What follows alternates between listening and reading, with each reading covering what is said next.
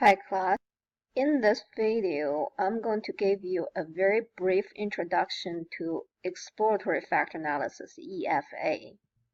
I understand this could be a very difficult topic if you have not taken the course on multiple regression, linear relationship. I will try to make this as simple as possible. In the survey research, we can use EFA to explore the relationship among the items on your survey instrument without any required prior knowledge. Let me start with a simple example. Again, this is the measures I have, the 7 questions I have about a dimension that I call informal social integration. So when I wrote the questions, I hope that those 7 questions do indeed measure the same underlying dimension. So after the data collection, I can use the EFA to verify whether my assumption is supported by the data. To run a EFA, you go here, Analyze, down to this item set dimension reduction and click factor. Here you want to drag the items that you want to analyze to the place that labeled variables. But keep in mind those negative worded questions need to be reversely coded before you put in here. So for question 4, I know it's a negative question. So I recode it and I'm going to put Q4R to the right. And same thing for question 8. And the other questions I have are 5, 6, 7, 9, and number 16.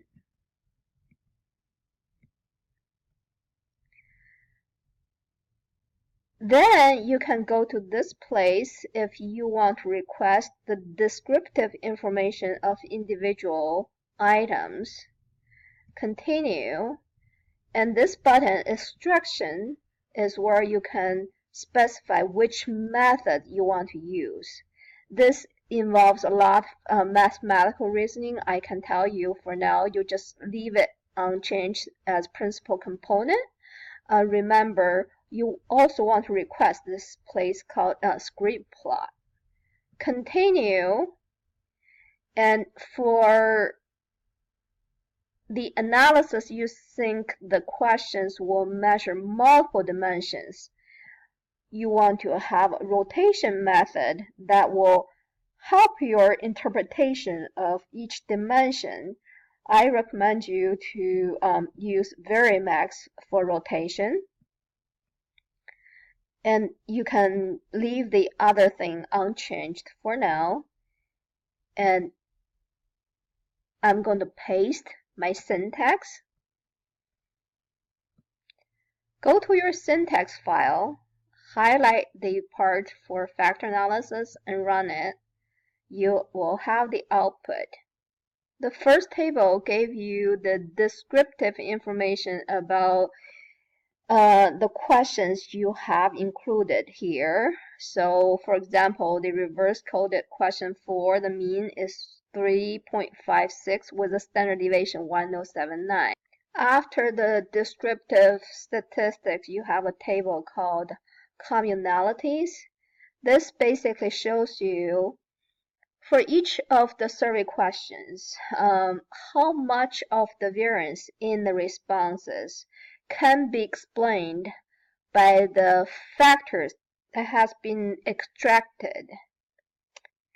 For example, for this survey question, I have plenty of friends amongst my fellow students.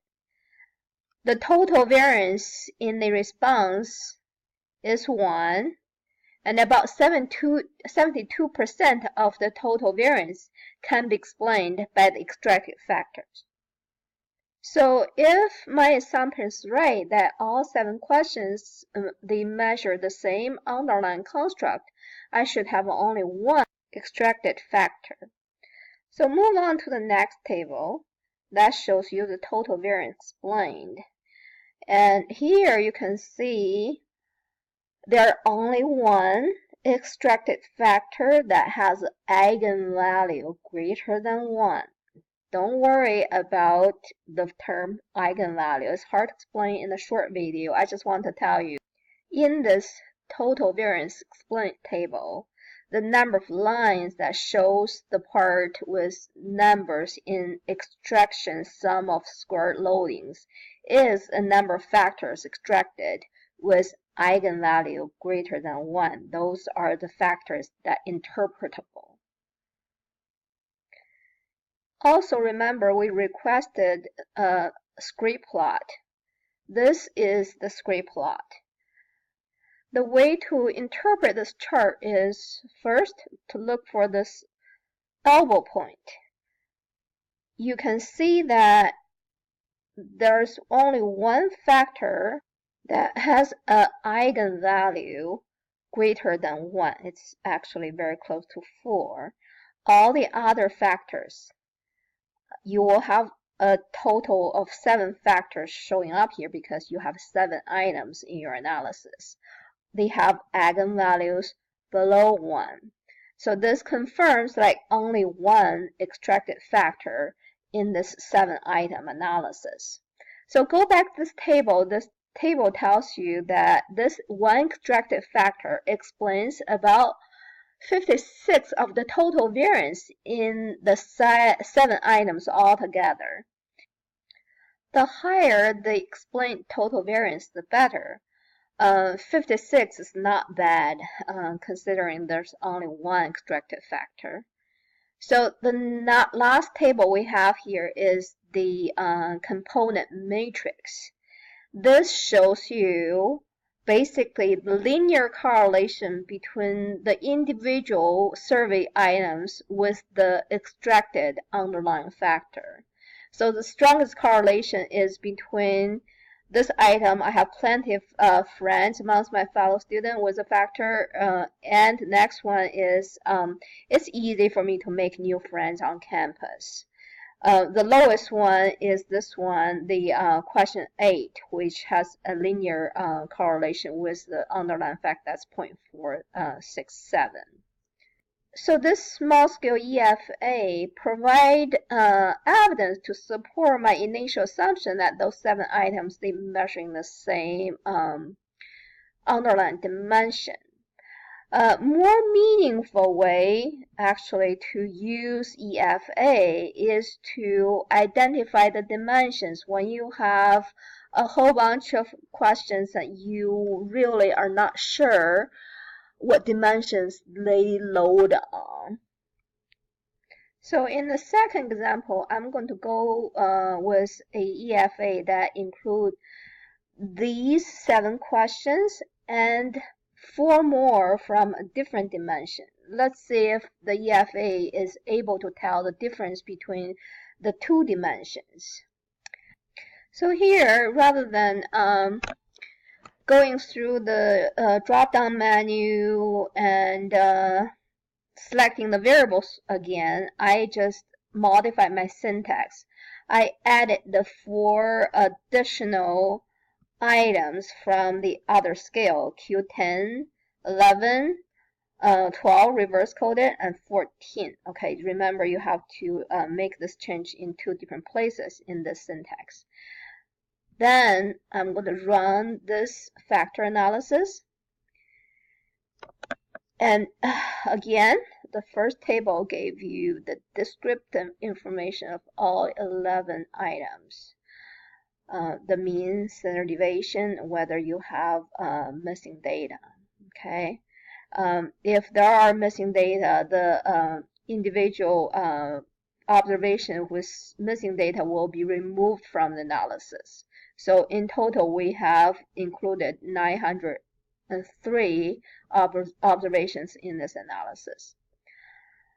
This again shows you for each item, the total variance of that item, how much was explained by the extracted factors.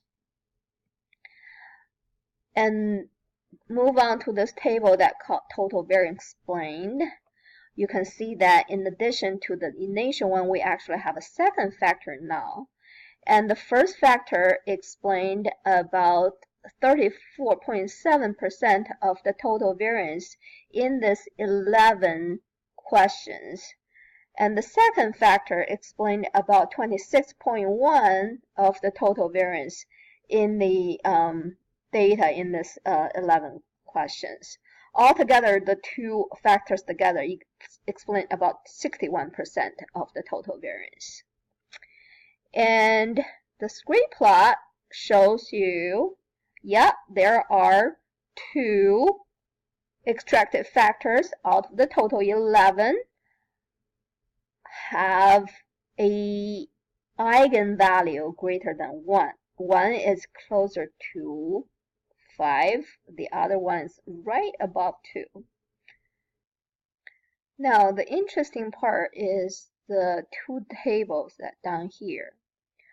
One is the component matrix that shows you the correlation of individual items with the extracted factor 1 and extracted factor 2.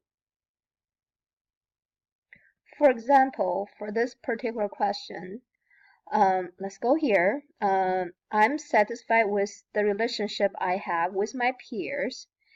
It has a linear correlation of 0.787 with the first extracted factor, but has a negative 0.265 with the second extracted factor. This is a matrix without rotation. Remember, we request a rotation matrix that helps the interpretation of the dimensions. This rotated component matrix would make the interpretation of the underlying dimensions easier. For example, let's see, this is what you need to do. You need to identify the items that have stronger or higher correlation with the first component, which, according to the linear relationship measure here, would be question 4, question 5, 6, 7, 8, 9. However, question 10, 11, 12, and 13 have higher, much stronger correlation with the second factor.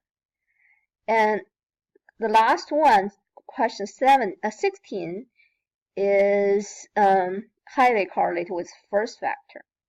So this actually is the way for us to interpret the dimensions. We will look at the 7 questions that loaded much stronger with the first dimension and gave a name to the dimension. We actually already know those are the 7 questions I have right here, and this is my dimension of informal social integration. And the other 4 items that loaded highly with the second factor is the factors in this dimension, in the dimension of interaction with faculty members. It's good news that the EFA result provides strong evidence to my initial assumption of the 2 dimensions. From a different perspective, if you started with a bunch of questions and you do not know their underlying dimensions, running the EFA and look at the loadings of the items on the extracted factors will help you to decide the meaning of the underlying factors and the structure of your survey questions. So practice this procedure with your own data set and let me know if you have any questions.